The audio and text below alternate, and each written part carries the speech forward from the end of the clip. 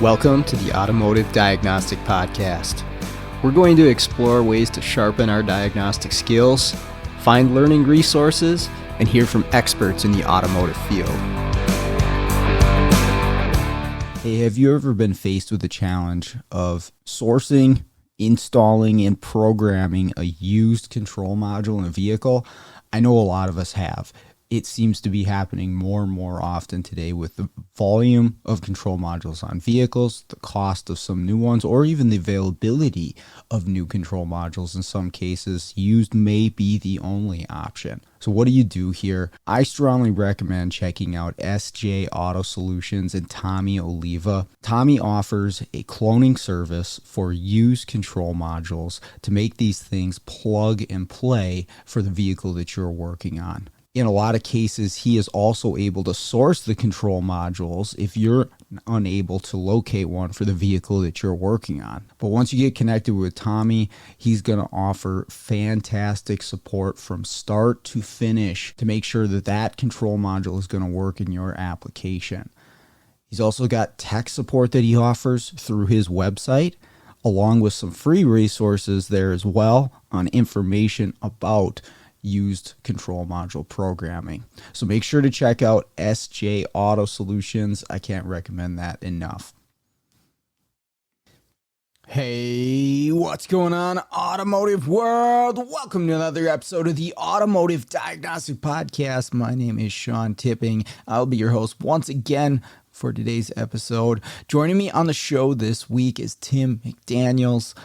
Tim is a diesel technician from North Carolina, and he is joining me to talk about the heavy-duty diesel world and specifically diagnostics within the diesel world. I do a lot of diagnostics on the show. Don't do much diesel stuff, so I always like talking to somebody who knows that, and I learn a lot because I got a lot of questions because I've never really put a whole lot of effort into learning anything beyond the electrical portion. But that is an interesting part of our conversation is with newer vehicles, meaning the heavy-duty trucks, and all of the electrical components and modules and systems on vehicles, there's actually a lot of crossover between the two. We're going to be talking about ADAS systems. We're going to be talking about CAN bus systems and communication and control modules and a lot of the things that we find on automotive applications every single day. And that is one part about this conversation that I found really interesting, along with a few others. We'll get to hear about what Tim does and get some case studies from his world. So if you're into the diesel side of things, or even if you're not and you want to learn about it, this is a great episode. So with that out of the way, let's jump in. Well, good evening. Is it Tim or the Facebook? Yeah. Timmer? Yeah. Is that how you... Yeah. That's what everybody at work calls me, so I figured I'd embrace it. All right. Well, I enjoy South Park thoroughly, so I'm down for that. Yep. How's it going, and where are you from? Just north of Charlotte, North Carolina, a town called Concord. We have a super speedway for NASCAR here, so pretty awesome. Notable, but a lot of people don't know where it is, so it's perfect. Sure. What do you do out there? I'm a diesel diagnostic tech for a leasing company in the diesel world. We do a lot of fleet maintenance, but we also have what I do is the diagnostic stuff. We have a few in our district, and whatever we can't fix or whatever's in the warranty world, if it falls under a certain mileage, we'll send it to the dealer and let them try to mess with it. But a lot of stuff has come back to me after going to the dealership a few times. So okay, what is a dealership for that? Like, what are the brands we're talking about? So mainly we deal with Freightliner, Volvo, International, some Hino, which is Toyota based. but really the Hino stuff we don't deal with a whole lot. So mostly Freightliner, International Volvo, Okay. and Cummins engines. Okay. How'd you get into that role doing diagnostics on stuff like that? Um, I kind of just stepped up when nobody else wanted to take on the harder stuff that they didn't understand. So Okay. All um, right. it was kind of thrown in my lap, and here you go, figure it out. So we have OEM diagnostic apps, Cummins Insight. We have all the access to that stuff. We have access to OEM. I wouldn't really say it's service info like what you guys have, but workshop manuals, wiring schematics, and then a few of them we actually have like diagnostic resources that we can reach out to.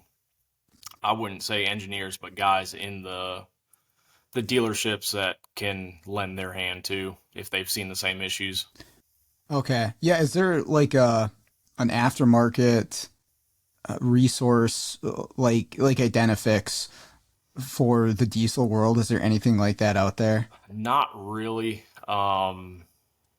There's a few things, but for our company, we are strictly OEM, uh, not certified, but we are dealership certified. So if there's like a safety campaign or something that comes out for a dealership, we're Yeah. authorized to handle that, which is Okay. fun.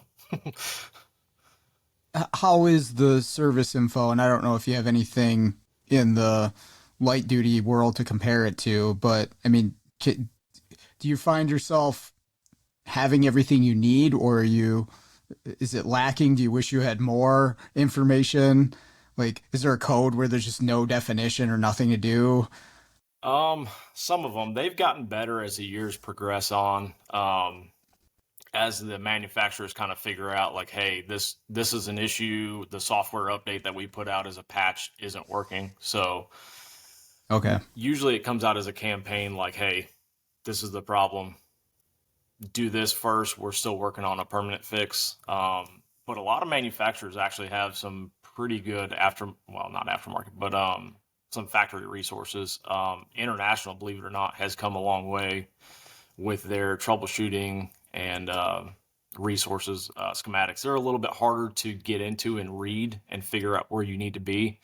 But once you get into that section where, say, you're looking at a DEF header or something like that, once you get into that schematic, it's top notch. So it's Okay. Okay. And so, were you just doing the mechanical side of things before you jumped to the diagnostic, or what's the schooling look like for that? Is there programs just for that world? Is that what you did? Did you go to tech school, or?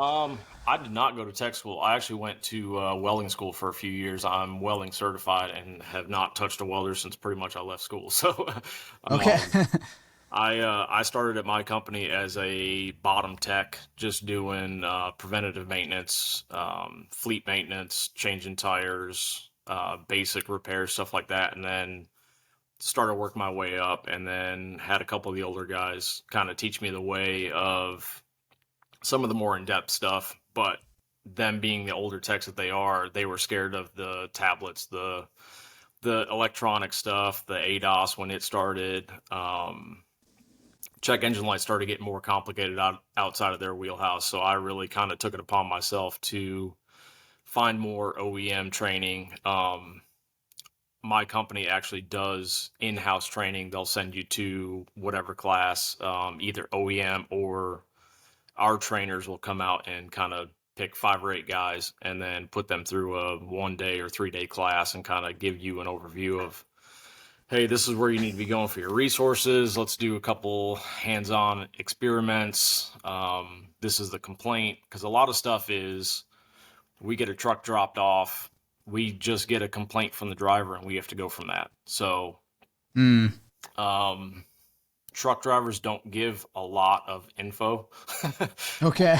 So a lot of times you're just shooting from the hip and scan for codes, ask them everything you can, even if you don't think it's going to help in the long run. Sometimes I've been talking to a driver and he kind of slips up and lets a lot more information out than he Okay. wanted to. Okay. So um, especially on a crank no start, and they just put fuel in it an hour before that and filled it up with gas. So, Sure, sure, sure. Yeah, you got to do the interrogation yep, game, but I got to mention it probably is different with a truck driver who's potentially in that truck like all day every day, or I don't know what the periods of time that they drive, but like they are just tied to that thing for a long period of time, so they would know it inside and out. It's just about getting that info out of them of like, hey, what's it doing? When's it do it? Or yeah, like you mentioned, what did you do before it did that? yep. And some truck drivers are great. I mean, like you said, they're in it all day. So if one little thing goes wrong, they know something's going on. They'll bring it by the shop, and then you get the other guys that will keep driving it for 3 months with the check engine light on until it goes into Yeah, V rate. yeah, that could be good or bad. You know, I've had customers over the years when I was a tech in a shop where they did know their vehicle really well and they were just really particular about it, right? It would make this one little weird creaking noise once a week going around a corner at the specific speed. And it's like, hey, it's a 98 Toyota Camry. Like, it's fine. We can't get it to make this noise, but they're concerned about it because it's not a noise they'd heard before and they really want to get it figured out. And so sometimes that can be a detriment. But I always said, like, yeah, the owner of the vehicle is going to know that vehicle better than I ever will. Like, you're going to know what's different. And so I just would have to go for a ride with people sometimes. Like I told my service owner, like, get the customer here because I'm not understanding what they're after. They got to show me. Absolutely. Do you guys do that? Do you go for rides with the drivers of the vehicle? Do you ever interact with them directly? Yeah. So, since it's a Class 8 truck or a CDL based truck, most of the guys in our shop have CDLs, so we can Mm, go ahead and test drive stuff. Which I think, for drivability wise, you make a repair, especially if it was a low power repair or something like that.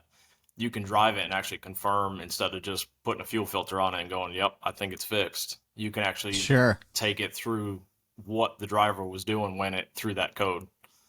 Yeah. Oh yeah, yeah. You have to for so much stuff. I mean, it's weird for me doing the mobile thing now because I'm not working at a shop, and so driving a car, although I am insured, I just try to avoid it just because I'm like a third party coming in, and maybe the owner of the vehicle doesn't even know that I'm involved. So I try not to drive them, but sometimes you have to either duplicate or confirm that it's fixed. Like that's when it happens when it's out on the road, and so you got to get out there. So do you have your license for all that? You do the driving?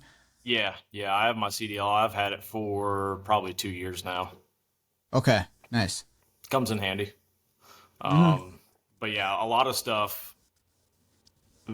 The initial complaint versus what we find on the test drive can be wildly different sometimes. So, Yeah, yeah. So sometimes that stuff's lost in translation, or yeah, yeah, for sure. yep. What what kind of issues are you dealing with as far as diagnostics on these things go? Is it mostly emissions? Is it a lot of electrical stuff, Yes. variation, or yeah, So, all of the above? yeah. So 50% after treatment stuff. I know you had Okay. had one of the other heavy duty diesel guys on your podcast, and he was talking about the after treatment, the DEF, the DPF, and all that stuff. It's not getting any better. So we're seeing a lot of stuff that's starting to get age on it. So now you're wearing out the DOC, you're wearing out the DPF. We change every 200,000 miles, but the SCRs are getting wore out. So you're trying to do a regen and watch the NOx levels, and it's just it can't do what it should have been doing 400,000 miles ago. So Okay. um, mostly after treatment stuff, and then wiring, rubbed wires, I modules get suppose, yeah, those things are rattling all over the place, so you're gonna have that. yeah, which is good because a lot of the manufacturers have like their go-to spots to look for communication issues. So the same Mm, spot on every truck. I mean, they've made millions of these trucks, so you just look at the same spot, especially on Freightliners, like around where the air compressor is on the engine. There's a little L bracket, and the way that the wiring routes down and then splits into like a T, it rubs that bracket and it'll rub through the communication lines. Okay. So, Okay. So, like I mentioned before we started, I'm not a diesel guy and I put very little effort into learning it. Just it's not an area I've decided to get into. So whenever I talk to somebody who knows, I have all kinds of questions because I just don't know. yeah. You mentioned DOC, that's one acronym I'm not familiar with. And then also with the stuff that you're working on, are the emission components comparable to like a 3/4 ton or 1 ton truck? Or is there stuff on that heavy duty that you won't find on the light duty? For the most part, they're very similar. Like we have a Duramax 66 as our service truck, and right now it's in the shop getting a DPF. But the DOC Okay. is the diesel oxidation catalyst. That's what, Okay. Gotcha. yeah, it converts takes the diesel fuel that's injected in during a regen and creates heat, so it'll burn off the soot to ash for the DPF. Okay. But I mean, pretty much most systems are pretty similar. Each one has their own little quirks, but like Cummins doesn't have a seventh injector. They just use the rear three fuel injectors to create heat during a regen and all that stuff. Okay.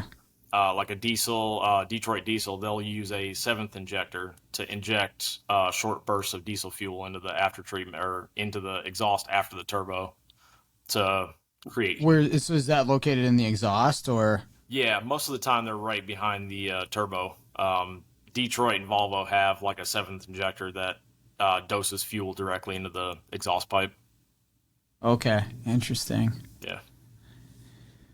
And so all is everything monitored with a NOx sensor as far as emission stuff goes, or is that the main measuring component that you find in the exhaust? Yeah, pretty much. You have an inlet NOx and an outlet NOx. So inlet NOx is usually Okay. before your after treatment altogether. Cummins will put them up usually right after the turbo, and then the outlet NOx is usually pretty much the last sensor on the tailpipe. So you're measuring what's coming out of the engine, and then you're measuring it again after it goes through the after treatment to make sure everything's dosing properly. You got DEF converting NOx to low ppm on the outside. I mean, it's pretty much, I think, like a O2 system would be. So that was gonna be my next question: is it strictly for emissions monitoring, or is that used in the performance of the engine, meaning not necessarily the emissions that it's creating, but like how it's running, right? Like fuel, I'm thinking fuel trims and oxygen sensors in a gasoline engine.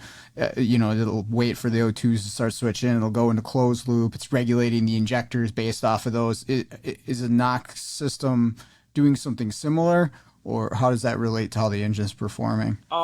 Yeah, I mean, if you have a bias sensor, say your outlet NOx is reading higher higher outlet NOx than it truly is. So it's going to be dosing more DEF into the system than it really should be.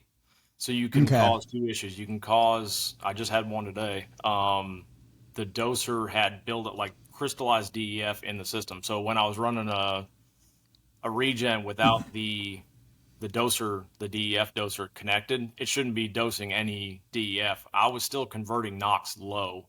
So I had a Okay. buildup of like crystallized DEF. So I was actually making lower NOx than I should have.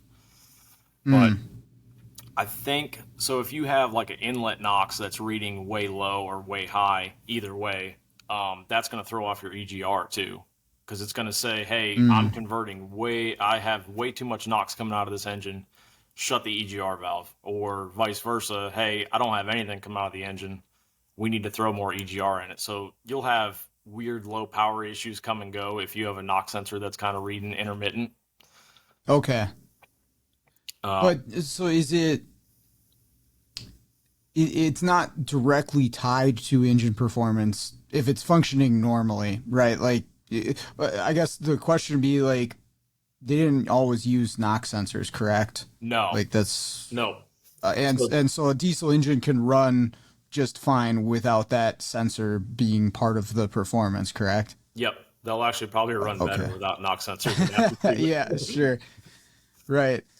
Um, Yeah, that's interesting. So I've done some of the regens and stuff. The ones I've gotten a lot of calls on recently was Volkswagens, because some of these shops, they are familiar with the diesel stuff more so than me, but the factory scan tool for Volkswagen, like I'm thinking the cars like Jettas and Passats and stuff like that, the factory scan tool will just run that regen. You can force it and it'll actually go through the steps. It'll tell you what to do and it just works. And then anything aftermarket, not so much. And so I get involved, but we're watching the NOx sensors and it's looking at the temp sensors as well. That's the other thing in the exhaust, and just monitoring those as it goes through and doing the regen and stuff like that. So um, yeah, it's interesting, doing something like that where I haven't taken the time to learn all the details and the ins and outs, haven't gone to training, all that, and I'm just sort of hitting buttons and watching stuff, and it looks good. Hey, passed. All right, cool. Yeah. I mean, a lot of the stuff from listening to your podcast, a lot of the stuff would probably cross over had you have to step into Mhm. diesel world. I mean, a lot of that stuff would cross over.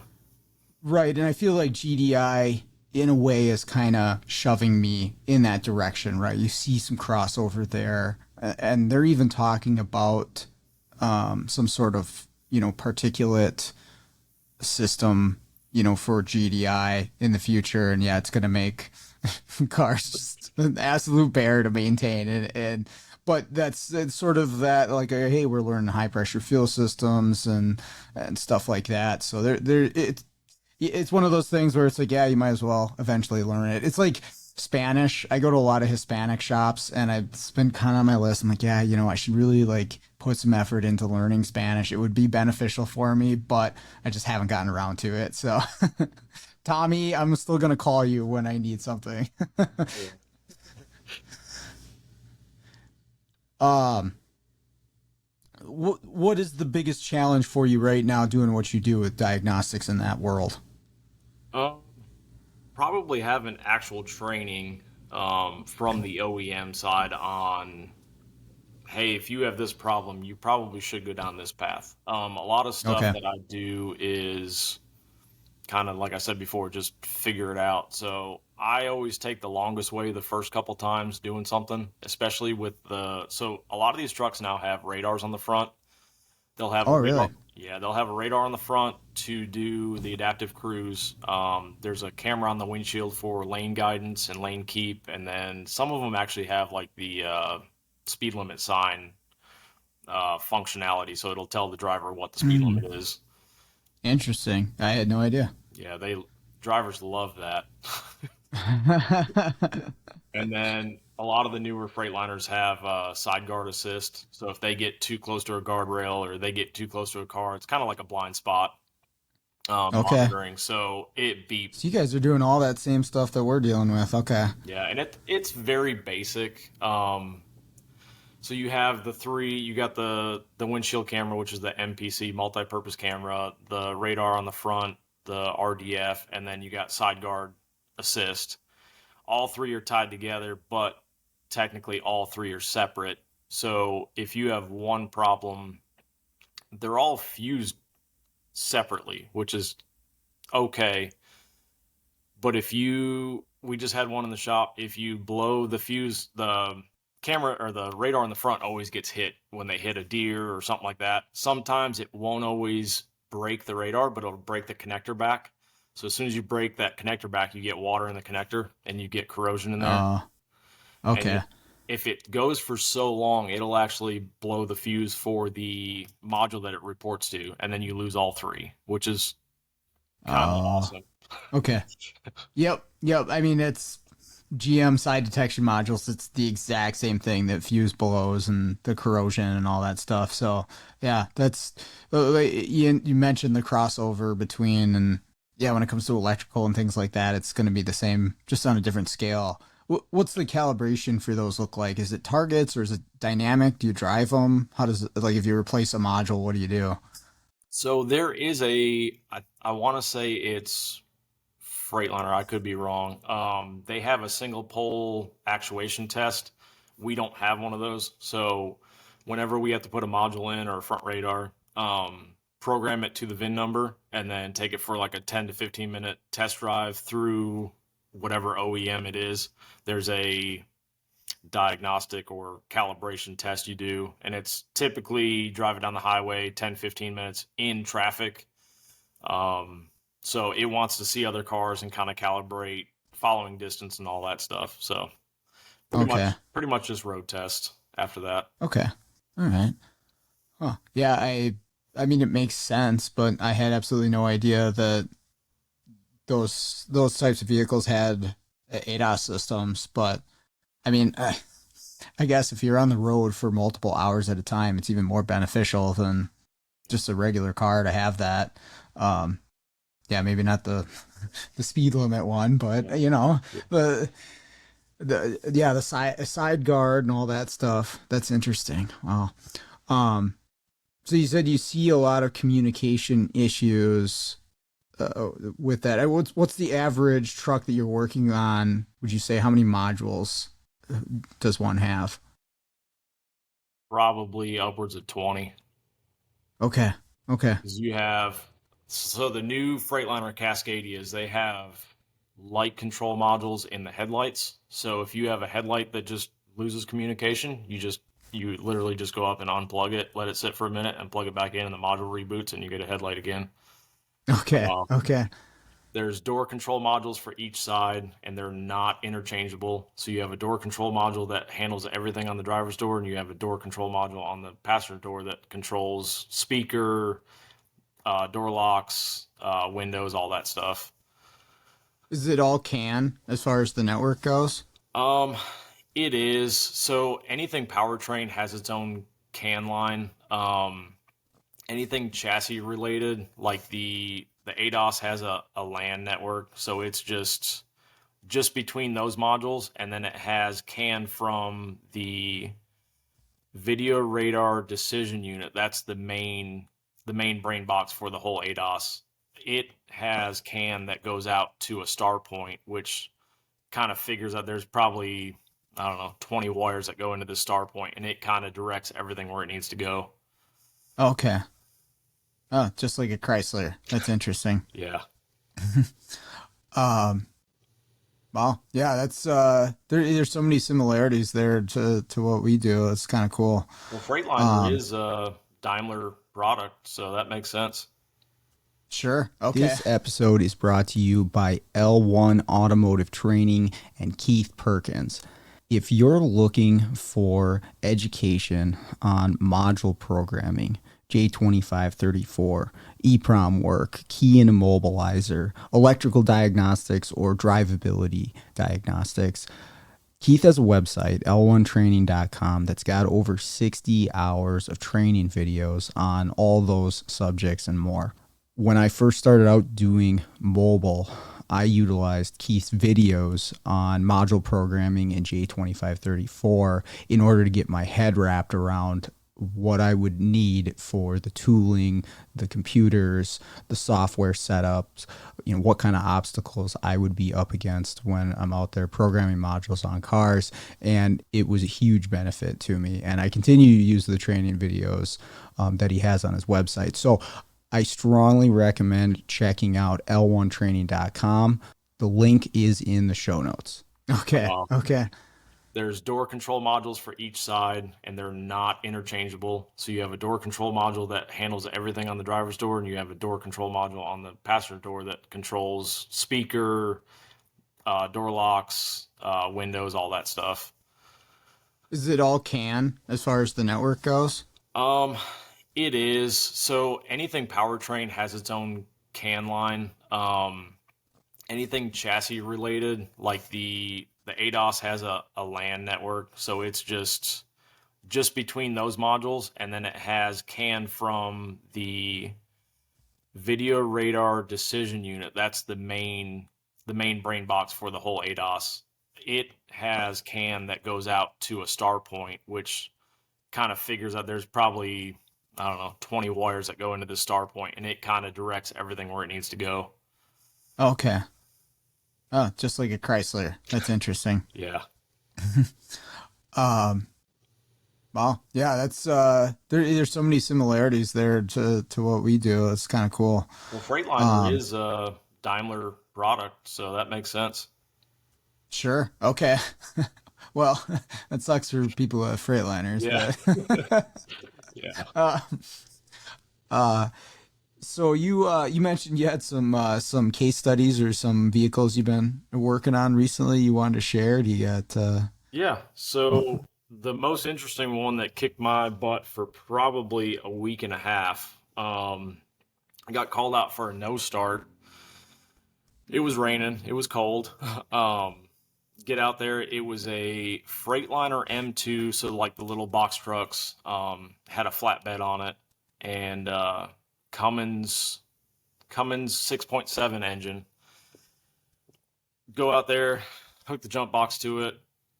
Nothing. Won't start. Won't click. Won't do anything. what's the voltage on something like that to start? Um, all of our trucks run off a 12-volt system, so we haven't. There's been Oh, talk. okay. Yeah, there's been talk of going to 24-volt systems just to power all the modules since they are getting excessive with it. Okay. But for right now, we're still all 12-volt. I had one. So the jump packs, not to derail you, but I'm pretty good at that. Um, we had one that had a 24-volt system. It was a bigger truck. I wouldn't even be able to tell you what the size or what it was, but like everything powered up as far as the 12-volt went, but we had to hook up the 24-volt jump pack in order to get it to crank. And that took me a while to realize because I was unfamiliar with the system. But the jump packs that I have are really nice because you got two plugins on them. You got a 12 and a 24. And I got them because they're really good for the 12-volt system. Like they have a ton of amperage, but they can also be used as a 24. And so we were able to get that one going. But Oh, that's anyways, cool. sorry. Yeah. Yeah, so I didn't take a. We have diagnostic tablets. I think they're Dell Latitude something. So I didn't take a tablet with me since I figured it was just a quick, easy no start. It was a Monday, so trucks sit all weekends. Usually we get a whole bunch of no starts on Mondays. Um, I tried everything I could with the tools that I had. I think I took a multimeter with me just in case. I was checking just the powertrain fuses here and there. Everything seemed to have power. Everything seemed normal.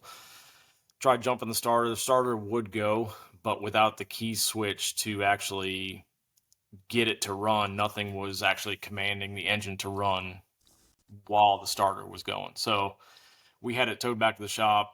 I started digging into it.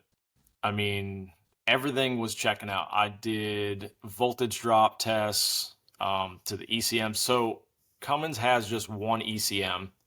And then since Hmm. it's in a Freightliner chassis, it'll have a bulkhead module, chassis module, and then central gateway, which is kind of like your gateway to all the modules after the diagnostic 9-pin connector.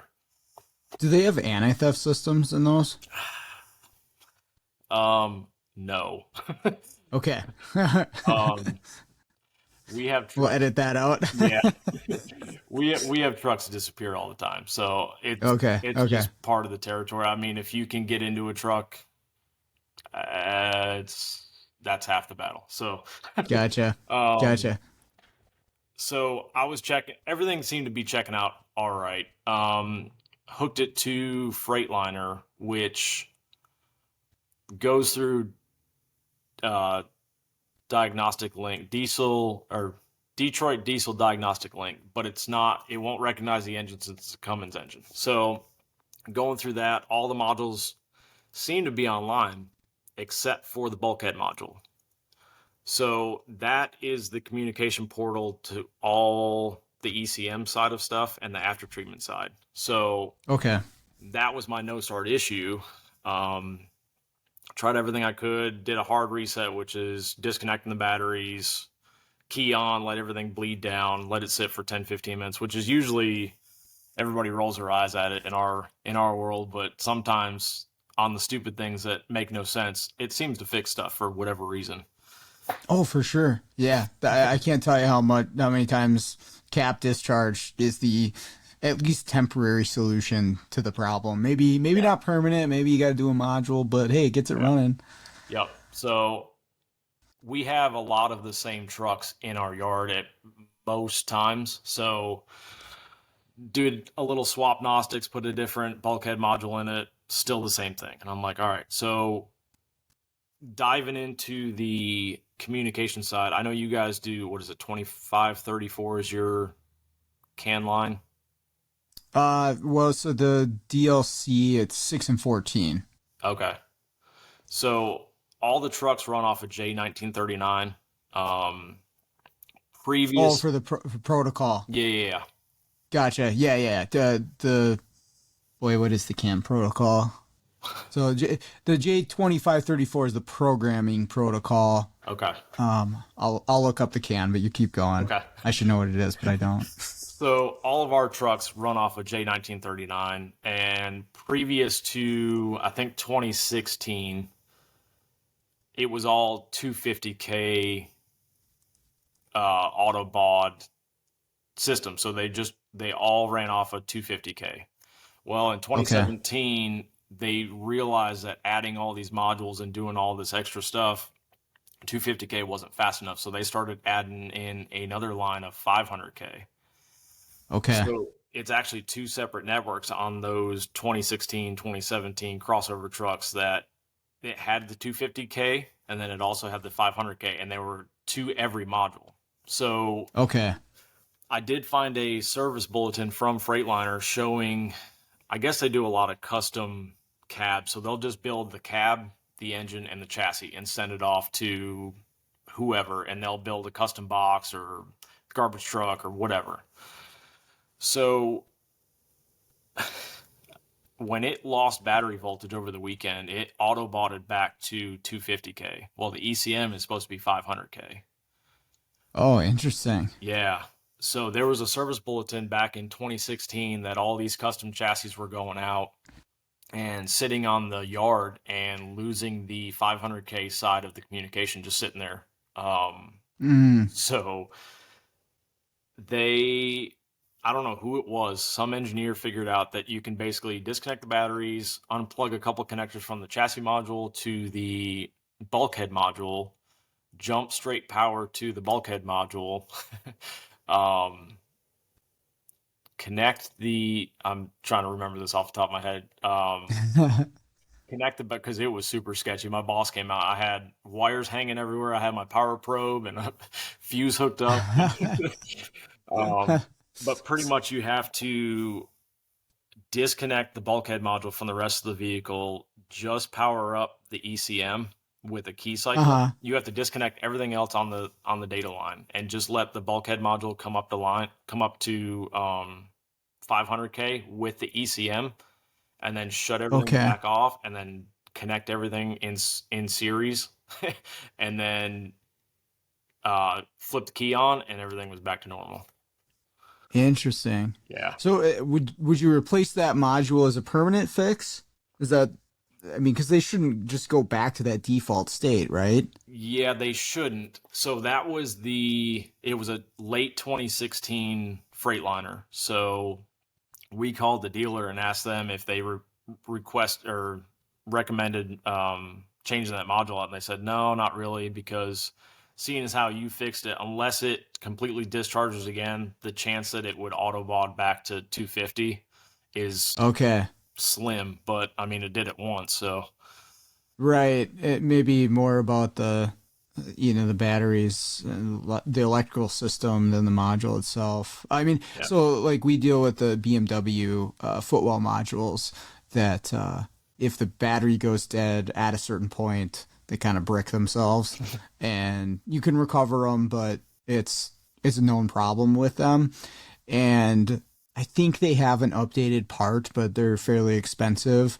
And so you offer to the customer, like, yeah, you can go get that, new part from the dealership, and it'll probably will take care of the issue, but we can also recover it, and then just make sure that you don't let your battery die, or if you change your battery, use a battery saver, and then they don't have to worry about it. But yeah, the baud rate, that's interesting. I was just doing some CAN decoding stuff, and I was looking at the different baud rates of the networks. Like we have stuff with as multiple networks and multiple baud rates. depending on if it's medium speed CAN or high speed CAN or anything like that. Um, I was looking up the CAN bus. So it's not a J protocol. It's ISO. This is for OBD2 stuff. ISO 15765. Yeah. I thought it was a J, but anyways, doesn't matter. Okay. So yeah, that was the one that kicked my butt for a while because Okay. we have access to kind of like a forum on the Freightliner side, and no matter what I typed into that forum, never seemed to really pick up anything on that side. And then I found a service bulletin for that exact, I mean, down to the exact issue. So that was lucky. What did they have you do to like confirm that, or were you like scoping stuff or measuring anything to say like, oh yeah, this is at this baud rate, needs to be at this one? So I could get everything else online if I connected directly to it. We don't use scopes a whole lot. Okay. It piques my interest, but I don't know if it just hasn't gotten in the diesel world yet, or if it just hasn't gotten to where I am. Sure. But that definitely interests me every time you talk about it on the podcast. Oh So yeah. I mean, I definitely would. If you're dealing with communication networks, like I would get even just a little single channel one for like, $150 or whatever a U-scope is, just so you can like see like, oh yeah, something's happening here, or oh that looks like garbage. It can be really helpful to point you in the right direction if you're dealing with those types of networks for okay, sure. The other thing, and this I might not transfer. They do have like an HD setup that you can get, but I use the Top Don stuff, which is launch based, and actually I think Autel has some version of this too. But you can do a pin detection. So I plug in my scan tool to the vehicle, and you can scan it and pull codes and all that good stuff. But you can also do pin detection, and it will read out all of the pins at the DLC, which is cool because then you can see like voltages on your CAN networks and stuff like that. But it also tells you if the networks are functional, what the baud rate is of each network. And that you mentioned that, and I was just dealing with that. I was doing some CAN decoding, and you can see, oh, okay, this high speed CAN is at 500. This medium speed CAN is at 125 or 250 or whatever it is, because that's not something I just know. I could look it up maybe and find out, but what is a medium speed CAN on a Ford? I don't know, but you can plug in the tool and just show you if the network's functional. So there's cool stuff out there now that you can like really get. You can really dive in. I was actually I'm working on a class that I'm going to be presenting down at ASTE, and I'm doing a little bit with like CAN decoding, where it's actually looking at the messages and the message ID for who's sending out a message on the CAN. That gets pretty intricate, and there's like you can go down some rabbit holes and stuff, but it's really cool what you can do with a scope. Find like actually measuring, like saying, yep, that module is sending that message. That's cool stuff. I'm a nerd though, so I get into that. no, I love that kind of stuff. I'm definitely a why guy. I think that's why I became a mechanic. hmm Is trying to figure out why stuff breaks, not just, hey, this fuse is blown, let's replace it. Let's figure out why that fuse Right. blew. Uh-huh. So, yeah, I mean, pretty much our CAN diagnostics is just twofold. So you check your CAN high and your CAN low voltage there's a 9-pin right pretty much underneath the dash that you can plug into where OBD2 would be. Okay. Check your CAN high should be between 2.5 and 2.7 Okay. volts, and Sure. then low side 2.2 to 2.3 or 2.4. And then if you get any farther than that, if you got a problem there, you can disconnect the batteries, let it sit for a couple minutes, and then check your. You should have 60 ohms on the circuit itself. Okay. If you're missing a module, if you got a module offline that's got a terminating resistor in it, you're going to have 120. If somebody added something into the system, you'll have 40. I've come across that a couple of times, a couple Oh. ELDs that either the the drivers will add or the companies, like the electronic logging or their little sign-in tablets for their e-logs or whatever. Sometimes those will throw off the CAN network very, very bad. So it's adding resistance in parallel, which lowers the overall, Yep. and so that does cause problems when they do that. Absolutely. It Okay. slows everything Okay. down. You start having communication issues. You start having these really weird intermittent faults that you can't reproduce in the shop, or driver comes in and he's like, man, it was doing this morning, now it's fine, and then he goes to leave and it's acting up again in a different way. I said, next time it does that, just all you do is you reach down and unplug your ELD. And a lot of the times it's the wiring for the ELD because they're getting the cheapest harness they can. So Okay. Okay. it's Yeah. sketchy Chinese harnesses. Dude, aftermarket stuff, it's like it's the first thing I look for, and it's the first thing I disconnect. And yeah, we've had them where customer will drop off a car. Oh, it's doing this, it's doing that. There's all kinds of CAN faults. Yeah, we have the codes in history. We can't get it to act up. Well, they're pulling their little insurance thing and taking it with them. Or I had a Toyota Prius recently at a shop where the shops were like, and they were correct. Like, it had communication codes. Like, every single time that they looked at it and touched it, like every module had communication codes. I could not get this thing to act up at all. Well, it turns out it was their scan tool. They had a snap-on. Every time they plugged in this snap-on, it just jacked the whole CAN network. My tool's not doing that, so I could never duplicate it. And finally, it was one of those things like we talked about earlier. I'm like, show me. Because he's swearing up and down. He's like, every time I get in this thing to go for a test drive with my scan tool, it's all screwed up. I'm like, okay, let's go. And we did, and that's what was going on. But yeah, oh, dude, you got to get a scope.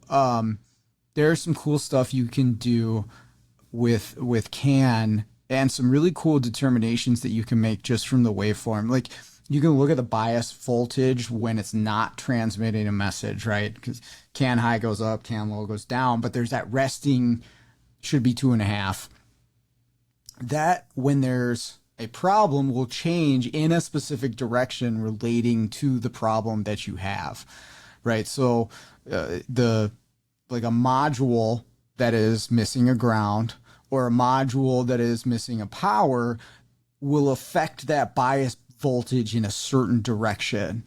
And so you can make a determination. You could say like, hey, I've very likely have a module that has a bad ground, or I very likely have a module that's, offline or missing power, based on the way that shifts off a normal.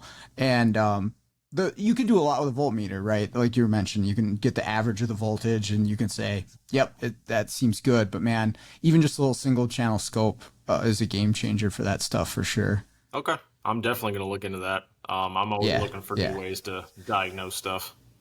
Yeah, for sure. And you see so many of them. The nice part about CAN is, that protocol is relatively universal. I know there's new stuff and FD and all that, but for the most part, it's the same, repetitive across brands. And so you do enough of it and you're just like, yeah, that looks like garbage, or yep, that looks okay. And you can move through it pretty quickly. Okay, cool. Yeah. So What other fun stuff you got? I have a pretty simple one. The truck was at our shop, I think 3 different times, complaining about random stuff. They turned the headlights on, the wipers would go. They roll the windows down, the high beams would come on, like just the most Okay. random stuff. I looked at it the first 2 times. I found no issue the first time. Second time it was in the shop. I had the AC on. I was trying to just put as much voltage strain on the unit as I could, because I kind of had a feeling that something was going on with the battery voltage for the modules. Turn the AC on, high beams, wipers, all of it. Nothing seemed to do anything. And then I backed the truck out of the shop, hit a bump, and everything started acting up. And I was like, okay, this is going to be fun. Something's loose somewhere in the truck. Mm-hmm. So I pulled it back in, couldn't get it to mess up. So no matter what I did after that point, it was par for the course. Everything was functioning normal. All my battery voltage checks came out fine at the modules. Couldn't find anything. Unplugged headlights, checked, make sure I didn't have a headlight draining anything down. Released the unit back to them. They brought it back the next day. And at this point, I couldn't get it to be right at all. So headlights on, wipers on, blower motor on, voltage on the dash. It has a digital readout on the dash. Was showing 10.8 volts, and it would drop as soon as you put any more electrical strain on it. So Okay. I was like, okay, let me start at the batteries. Stab the batteries, 14.1. I'm like, all right, cool. So batteries are getting charged. That took the whole alternator out of the system. And this was actually a brand new Freightliner M2, and they changed the entire interior of the cab, the electrical layout. Everything is different about this truck. So I took about 10 minutes to find the electrical diagram that they redid, because Freightliner has install diagrams that we have access to on what I guess the line workers are supposed to, how they're supposed to route wires and all that stuff. So I kind of just followed that. And Okay. from the batteries up to, they call it the battery cable access point, and you have two battery cables coming up to it, and then it breaks out from there. It's kind of like a PDM. It'll break out cables to different modules. So started just working my way down the system. 14 volts here, 14 volts at the battery cable access, and then started getting into all the little PDMs that they have. Checking voltage there. Everything was showing good.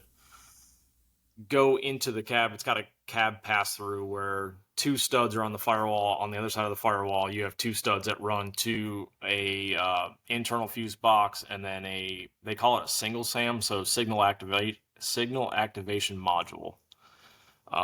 That's Mercedes stuff there. Oh, yeah, that makes sense. Yeah. So they have FETs. They're getting away from fuses and relays, and they're turning everything into a FET controlled circuit, which is okay until you get into something like this, and then you start running out of stuff to test real quick. So testing at the single SAM and the VPDM, I had 10 volts. So I'm dropping voltage somewhere in that firewall area.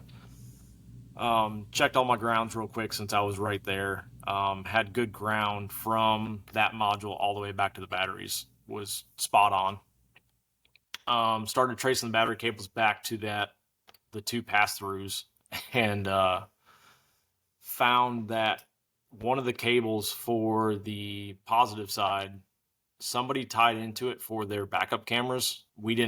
Our company didn't install them. They had some other company come in. Well, I guess you would call it a flag. So you bolt it on, and then it's got another stud off to the side. They tied into that, but when they went to go put that stud back on, they never put the bolt back on it. So, okay. so Just kind of bouncing around. Yeah. So they had a positive cable just bouncing around inside the cab for probably 3 months. Nice. So voltage drop came in handy there, but it was kind of like a duh moment. But I mean, it goes to show you that the basics still apply. Yeah, no kidding, man. Like, it's really interesting to hear that a lot of this stuff is the same. Like, Yeah. doesn't, especially when it comes to the electrical, if you can get component location and a wiring diagram, all right, let's figure it out, especially if it's all 12 volt stuff too. We up the voltage and then it gets a little different, and there's more to learn and more to figure out. But like we're dealing with some of the hybrid stuff now, and I'm learning on that. But yeah, that's cool. I mean, you said you deal with a lot of vibration and rub through, and I would imagine corrosion is the same thing. In that world, because are these like over the road trucks? Do they go different states and stuff like that? Yeah, most of them. Most of our customers are all locally based. They do run a couple states away.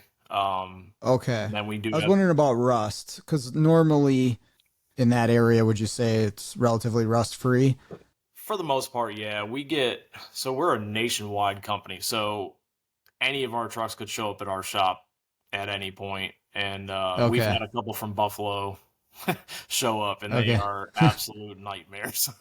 Yeah, yeah, that was kind of where I was going with that. Is I've talked with numerous techs over the years that are south of the Rust Belt, and they don't have to deal with that. They don't have a torch in their shop, and then that was my all my experience when I was in the field was like we had the torch next to the alignment rack because you're not moving anything if it's not glowing red hot. And it would just be if you're not used to that, and then all of a sudden you get one, and oh man, this is a nightmare to try to get through stuff. But it creates a lot of diagnostic problems too. The green crusties on wires and the rust, which creates that voltage drop at like frame connections and things like that. We see that quite a bit up here. We get a lot of stuff. Either connectors aren't seated at the factory, and so the weather pack seals don't really do their job. Okay. Most of it's rub throughs, or there's been a collision or some kind of damage at some point. It pinches that harness. They fix the obvious damage, but the wiring doesn't get put back where it should. Okay. And I mean, these trucks are just rolling down the road, vibrating everywhere, so it doesn't take long for a harness to rub through. Sure. Sure. Yeah, I suppose. I mean, I've been in the diesel trucks, in the light duty stuff, and you're same thing there. It's just rattling like crazy, and harness rub through points and TSBs with like 8 different spots that the harness normally pulls on or whatever like that. So yeah. Yep.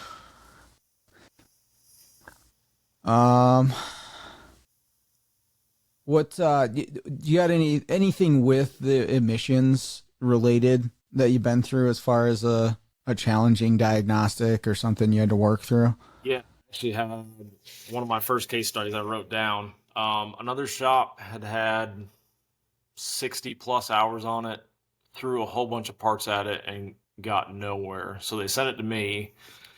Initially, it was a DEF pump code. Okay. So in Cummins, it was a Volvo sleeper with a Cummins engine.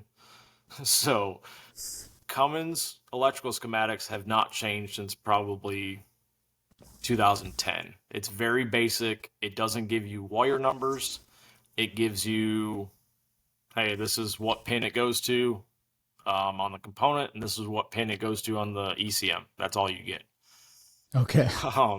And then Volvo, at that time, we didn't have access to their schematics. So I was kind of shooting from the hip on that.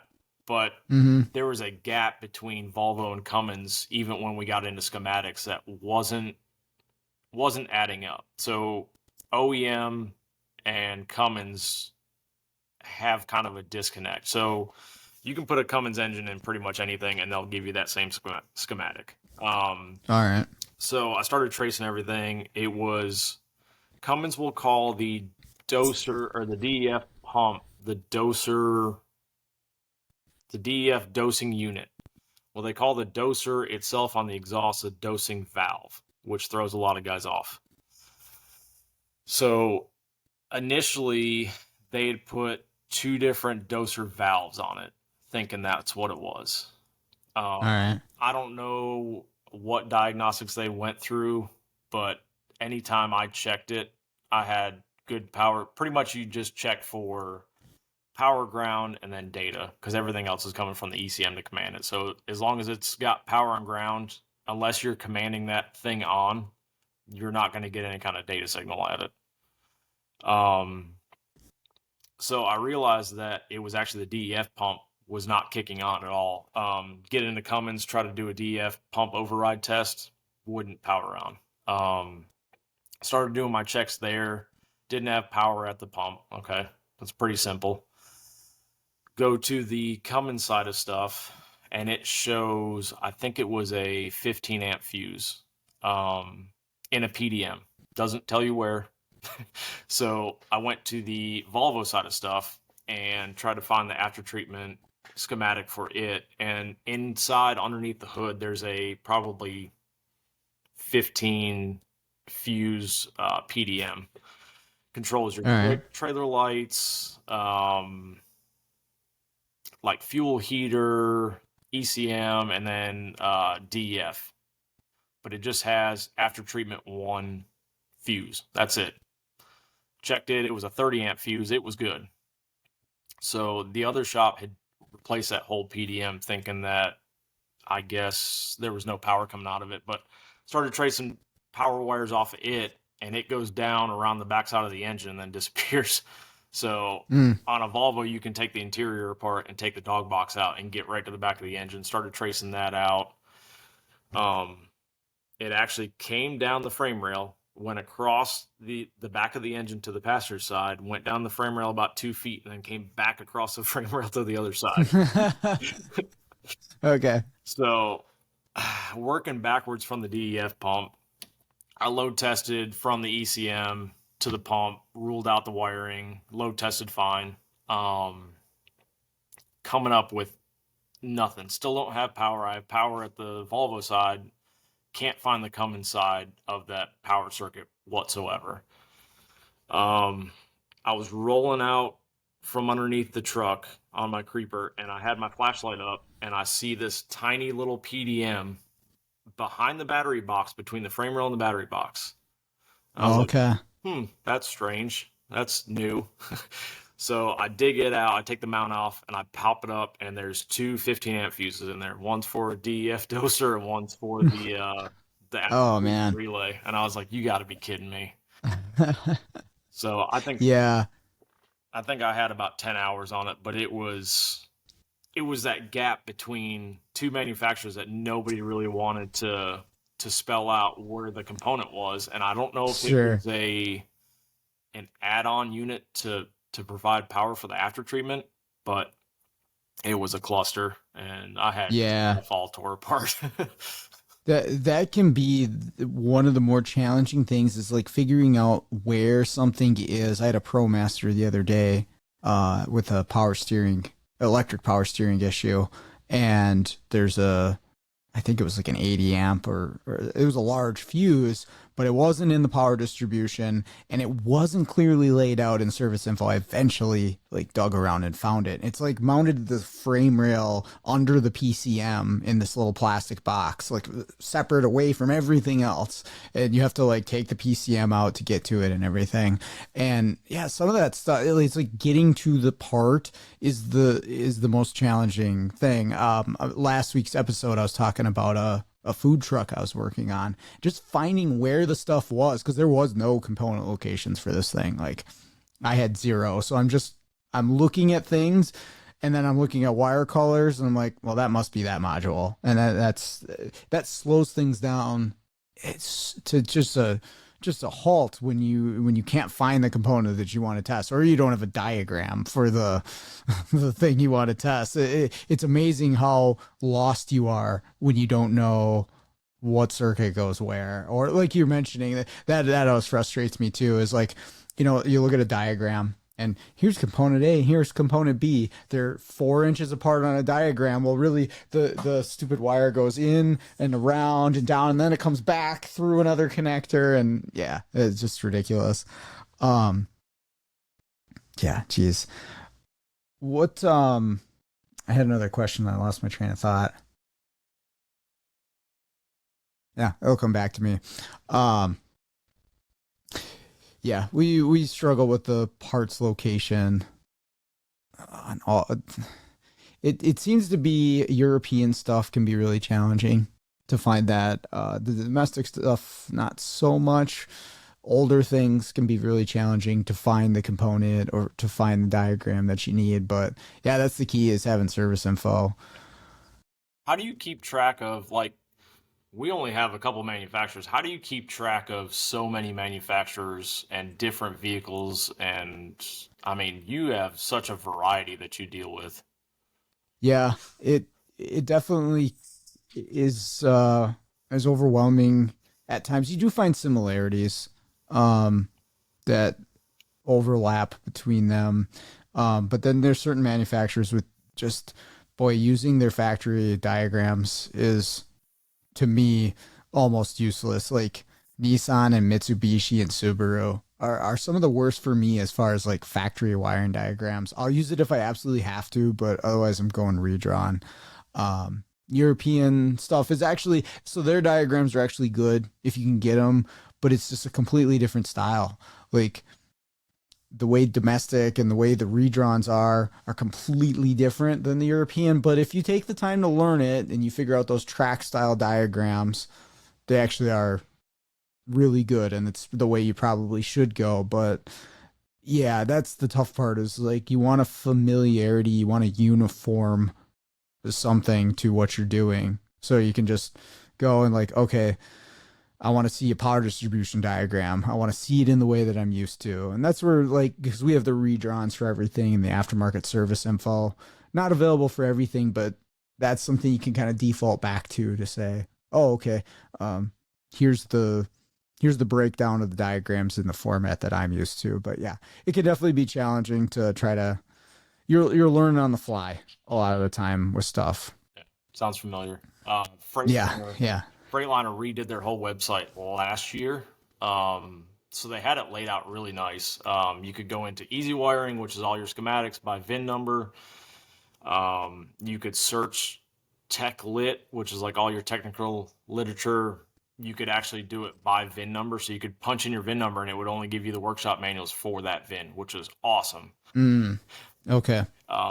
Now you have to search through thousands of manuals and try to whittle that down to the truck that you're working on. So you can still put the VIN number in, and it'll pull up like 36,000 results. Jeez. And then, holy cow. Yeah, then you refine it by manufacturer, engine, whatever you're looking for, and it eventually you get there, but it's way harder than it needs to be. So I remember what my question was going to be. It was in reference to, you mentioned you had like 10 hours into that. How do you guys bill for diagnostics in your world? Is it just straight time, or is there some other form? Like, how do you decide what you're billing the customer for a particular job? So it depends on what it is. We're all hourly, so that helps our side. And that, I guess, allows me to be a little bit more free on my time on learning on the fly. It really does. Yeah. Yeah. So a lot of the times, we'll have what's called rebill. So if the customer damaged it with like their ELD or did something sketchy that they shouldn't have been doing, they'll get billed for it. Okay. A lot of the contract stuff is above my head. So I don't know like if it falls under their contract maintenance for the month, if it's some oddball issue, we will try to get back warranty dollars from the OEM for that if we can. Okay. I just had a Hino box truck that had 9,000 miles on it. The TCM had water in it. So, Jeez. yeah, I think that one was quick. It was probably an hour and a half, 2 hours into that. And then we turned that into warranty dollars. So we reached out to the dealership. They ended up putting a TCM in it, but no harness, which I kind of fought back on that because the harness had corrosion in the pins. So Sure. Yeah. I don't understand why they didn't replace the harness. I mean, I understand why they didn't replace the harness, but Yeah. they should. Yeah. Yeah. Uh-huh. But they should have at least repinned it. So you just write down like, hey, I spent X amount of time on this vehicle, and then they just kind of handle it from there. Well, it's all computer based, so we clock in. We have to clock on every job that we do, so everything's accounted for. Gotcha. But management will make a decision on, hey, we can only bill them for this amount of hours, or hey, we need to split this up into a couple of the different jobs, or stuff like that. I try to document everything I can.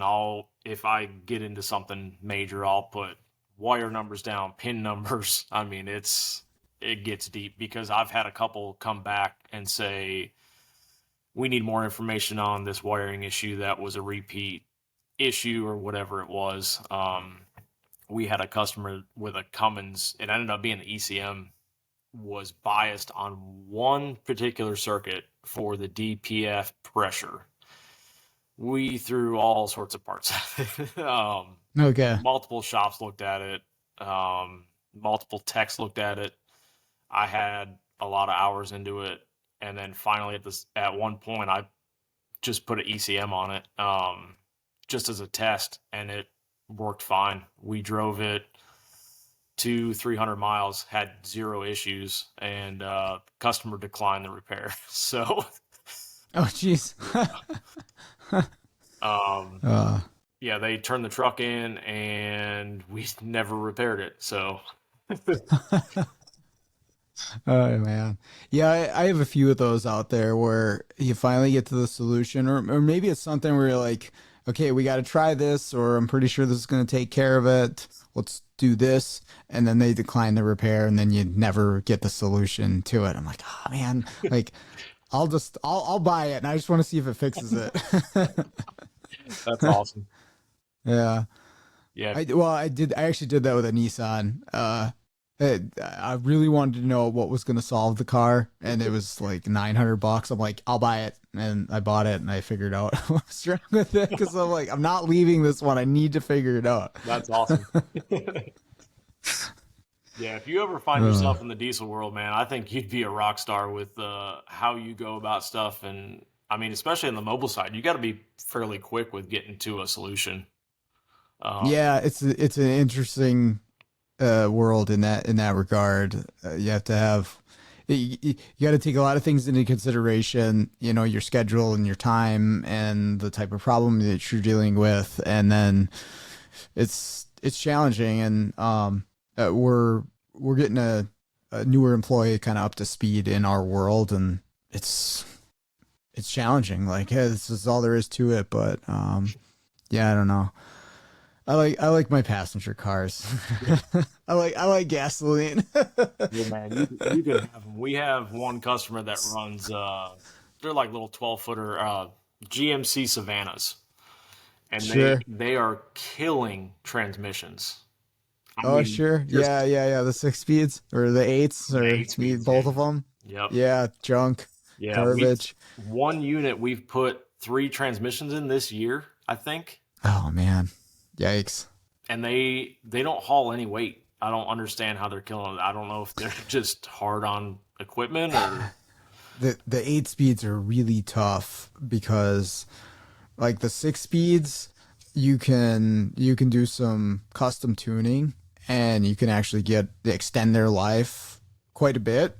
But the 8 speeds, man, those things just seem to be made out of popsicle sticks and paper mache. Like it's so many issues. And honestly, I see that with a lot of the transmissions in stuff now, especially trucks, like the 10 speeds in Fords, just garbage. And the rebuilders are getting beat up by them. They're trying to fix them, and then they get them back together, and it's a new set of problems. The 6 speeds in Dodges, and actually the 8 speeds in Dodges, it seems like everything new transmission wise, especially once you get past the passenger car, is extremely problematic. But I don't know. We might be biased doing what we're doing because we're programming all of these once they go in, and it's like all we see every day. But yeah, I don't know. I guess it's good. It's a good thing they break. We got a job, right? yeah, oh, absolutely. Yeah, you actually, I had your podcast on. We programmed one a couple weeks ago. I think I mentioned it to you that we actually got GM software or access to it, and I was Oh, poking nice. in it, and third shift put the transmission in. I was like, I'll give it a shot to try to program it, and went through first time. So Nice. Awesome. That was a 8 or a 6. 8 speed, Okay. All right. Cool. not too bad.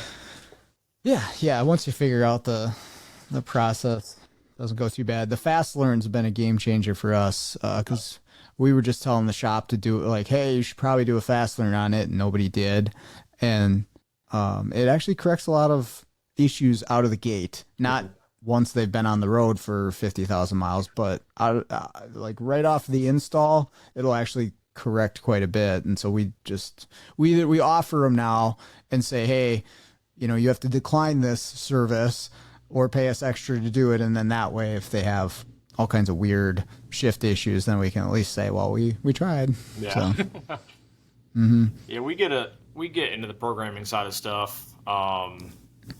It's fairly easy. I mean, pretty much, if it's not doing update, it won't let you do it on a lot of manufacturers. So Okay. connect to whatever server you have, OEM side, and then pretty much make sure the battery's connected to a charger, have your tablet connected to a charger, and babysit it, because if you don't do a key cycle when it tells you to, you'll pretty much brick it. Oh, okay.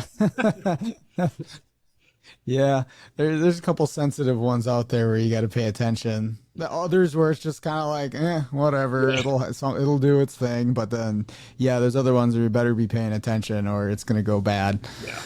Yep. Cool, man. Well, my dog is telling me that it's time for her to go outside, so Gotcha. it's probably a good point to wrap her up. But I appreciate you spending some time and sharing the knowledge with us. I do enjoy learning about the diesel side of things, but it's actually pretty cool to hear that so much of it is actually similar, that it crosses over. It's Absolutely. very interesting. Yep. Cool.